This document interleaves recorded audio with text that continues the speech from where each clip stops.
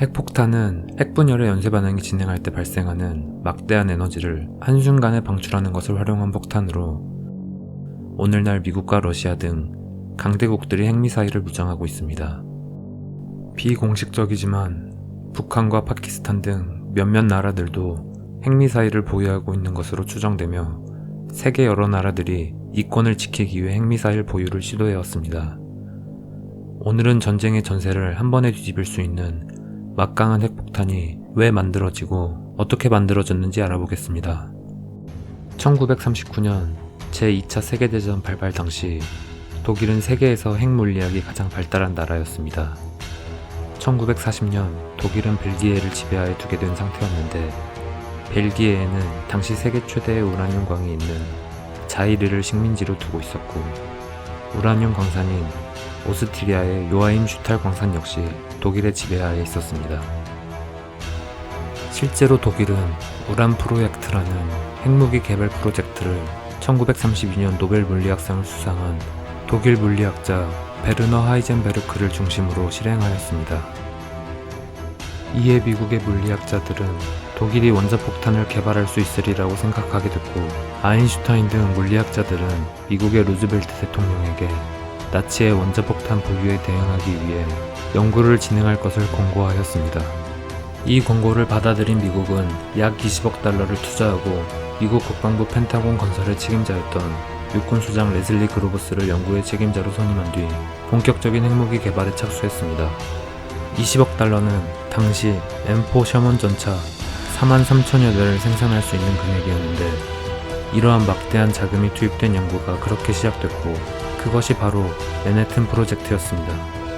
투입된 물리학자들만 보더라도 로버트 오펜하이머, 엔리코 페르미, 폰 노이만, 리처드 파인만 등 역사상 최고의 물리학자들이 참여했습니다. 작은 실험으로 시작한 프로젝트는 10만 명이 넘는 인원이 참가하는 엄청난 규모가 됐습니다. 당시에는 엄청난 힘인 핵 에너지를 인간이 마음대로 다루는 게 이론상으로만 가능하고 실제로는 불가능할 것으로 생각했지만 인류 물리학자 수천 명이 수년간 연구한 결과 그 가능성은 점점 실체화됐습니다. 하지만 정작 나치는 핵무기 개발을 제대로 진척시키지 못한 채 연합국에 항복하였지만 미국은 계속해서 개발을 이어갔습니다. 결국 1945년 7월 16일 뉴멕시코주 엘라모 고도의 폭격 연습장에서 인류 역사상 최초의 핵실험 작전명 트리니티가 실행됐습니다. 사용된 폭탄은 플루토늄으로 만들어진 원자폭탄 가젯으로 그냥 도구 또는 장치라는 뜻이었습니다. 프로젝트의 과학자들은 이것을 원자폭탄이라 부르지 않고 그냥 물건 혹은 그것이라고 불렀습니다.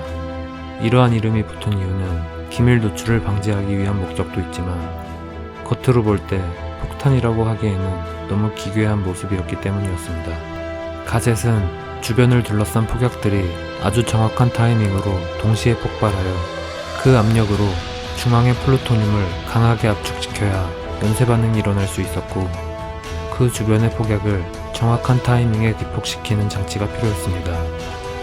이러한 설계로 가젯의 표면은 케이블과 기폭장치가 어지럽게 얽혀있는 쇠공 같은 모습이 되었습니다. 그리고 그날 5시 29분 45초 미국에서 지구 역사상 최초의 핵폭발이 일어났습니다. 실험은 성공적이었고 그 위력은 너무나 놀라웠습니다. 16km 떨어진 본부에서도 오븐처럼 강렬한 열이 느껴졌고 버섯구름은 12km 높이까지 솟아올랐으며 40km가 넘는 곳에서도 화구를 관측할 수 있었습니다. 실험 직후 프로젝트에 참가했던 과학자들은 핵폭탄의 위력에 충격을 받고 자괴감에 휩싸였다고 합니다. 그리고 핵실험 당시 독일은 이미 항복을 한 상태였지만 태평양 전쟁을 일으킨 일본 제국은 압도적인 연합군의 전력으로 전쟁에서 승리할 가능성이 거의 남지 않은 상황이었습니다. 하지만 후퇴나 항복 없이 반자의 어택이나 카미카제 등으로 끝까지 항전하였으며 미국 역시 일본인의 완전 소멸 또는 국가의 존속이 위협받아야 일본이 항복한다라는 결론을 내렸습니다. 결국 맨하튼 프로젝트의 결과물인 핵폭탄의 일본 본토 투하가 결정됐고 1945년 8월 6일 히로시마의 리틀 보이가 투하돼 약 15만 명이 사망하였고 사흘 뒤인 8월 9일 나가사키에 팬맨이 투하돼 약 7만 5천 명이 사망하였습니다. 일본은 천황이 있는 도시가 다음 목표가 될 것이라 생각하였고 더 이상의 저항이 불가능하다는 것을 깨달았습니다.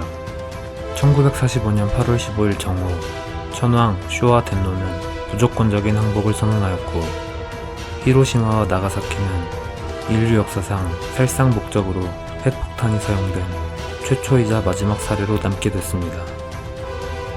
맨해튼 프로젝트에 참여한 물리학자들은 세계 평화를 위해 독일보다 먼저 핵폭탄을 개발하려는 목적이었으나 일본에서 발생한 비극을 보고 자신이 한 일에 대해 후회했다고 합니다.